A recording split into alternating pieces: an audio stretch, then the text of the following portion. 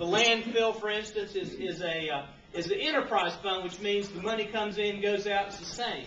That doesn't cost us any money once it gets going. We get money from the state and federal, and that will equal our budget once we agree on the one we really need to agree on is what the budget needs are, and then we work backwards, because this one we don't control, this one we do control, this one we pretty much don't control, and we certainly do the budget. Last year the budget was $316 million. This year, it's going to be less than that. Now you might say, no, that means my property value is going down. Not necessarily. A lot of the money was from other sources, but this will give you an idea of what we're doing. We know times are bad. It's bad for everybody. And we've got to cut back and next. Some of the things we've done, we've put a hiring freeze on everybody in Buncombe County. And had it in how long? Over a year, I think. Yeah. It's been a while. Because we saw, our county manager, Dr. Wanda Green, saw it coming. Even before everything went bad, she had a hiring freeze on. We're trying to get together with the group we're going to try to do two things. We're going to try to increase the amount of health care and primary care everybody in Buncombe County gets while we're reducing the cost. And it sounds impossible, but the way we're going to try to do it, and I think we're going to be able to do it, is to contract through Western Carolina Medical in West Asheville. The way it works is for every dollar that they spend, they get reimbursed by the federal government some money. And their reimbursement is so much higher than ours, we think we can actually cover everybody who's not covered now, about $200 or $300 a month, that aren't getting health care. We say we're taking care of everybody, but if you're the last one in line and the time's out, we don't have doctors or space for you, they're not getting any care.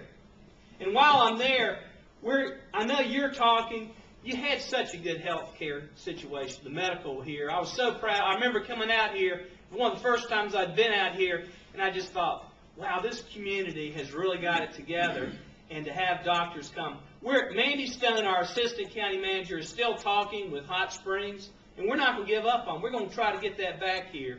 Because as far as I can do, and maybe y'all can say, anybody use the clinic out here? It worked pretty well from what I heard. And if we can get it back just for simple things and primary care, we're going to try to do it. Another thing we did, we delayed buying cars, computers. We delayed building contracts, projects.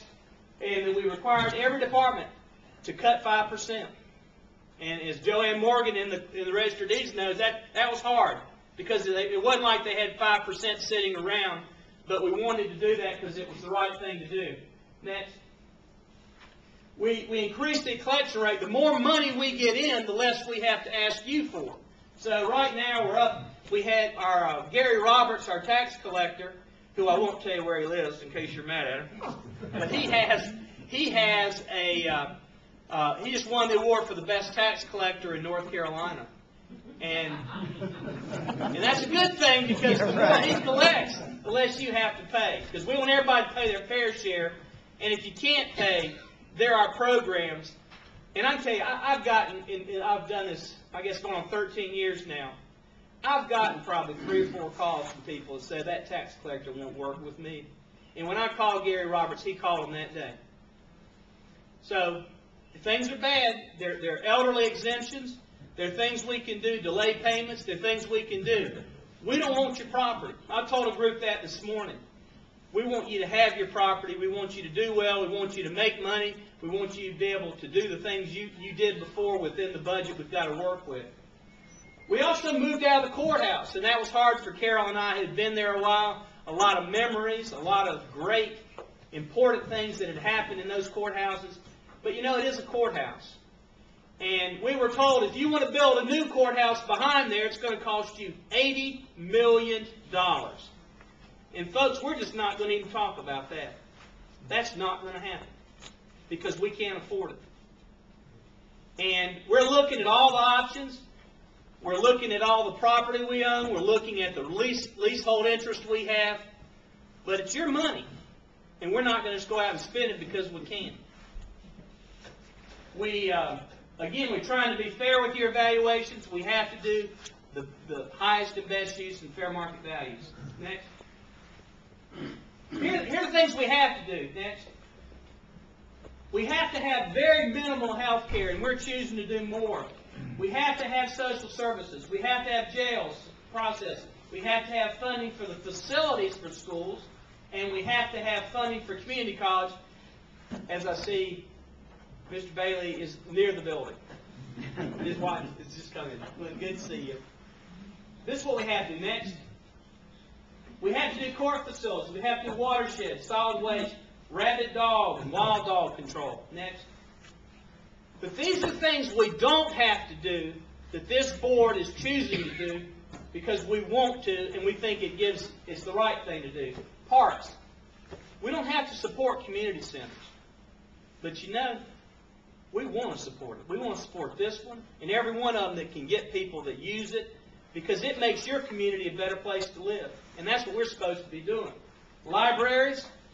There's no law that says Buncombe County has to have any libraries. Did you know that? There's no requirement at all, anywhere. But we're going to do that. Commissioner Bailey enters the building. Let's give him a hand. He has been at, as I said, Cliff Dodson's event, and that's why, and we're going to hear from him in a minute to answer questions. Art, museum, auditorium, civic center, convention, animal control other than rabies, planning and land use, and then the last one, zoning. Next.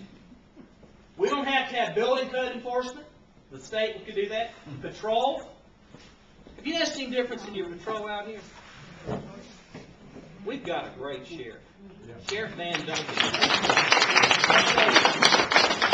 We're fortunate. And he wants to make sure everybody gets the benefit of the law enforcement money they're paying. And he's going to be out here, and he's going to keep coming out here. Water and sewer, economic development. Fire and EMS. That's not required. Floodplain. Don't have to do that. Next. Some of the challenges we have, this is the one I want to zero in on out here. When we had a retreat, Commissioner Peterson and the rest of the commissioners said, you know, one of the biggest priorities we have is keeping farms and farmers on the farms. And if you go back and look at our retreat, that's one of our top priorities. We want to keep the place looking good. Water tables. We got some problems more in the south end. CTS, you might have heard of that somewhere. That's a problem. And we've got places all over the county that are problems. We've got to talk about that. We've got to make sure people can afford to live here. And we've got to make sure they have jobs. If they don't have jobs, all this is for nothing.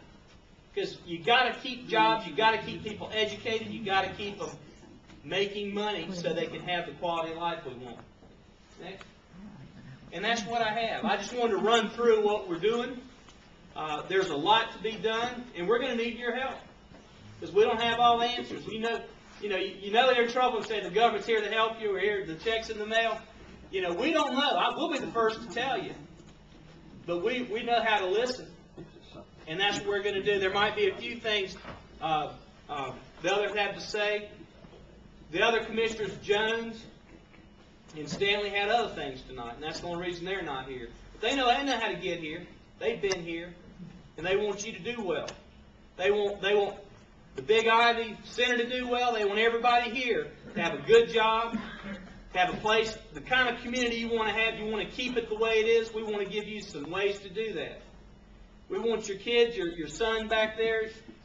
We want him, is it him? It is. To have as good a life as you had here. We want young people. That's what it's all about. And I'll tell you, this board, I can't think of four people I'd rather serve with.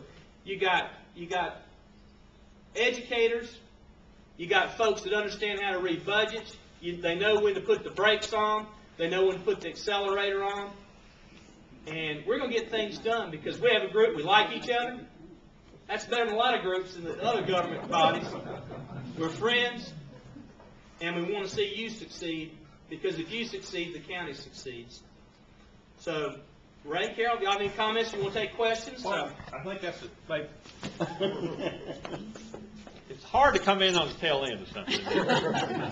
I don't have a clue what he said. Did he set us up? Well, you didn't promise you the moon, I hope. It's of economic time. Uh,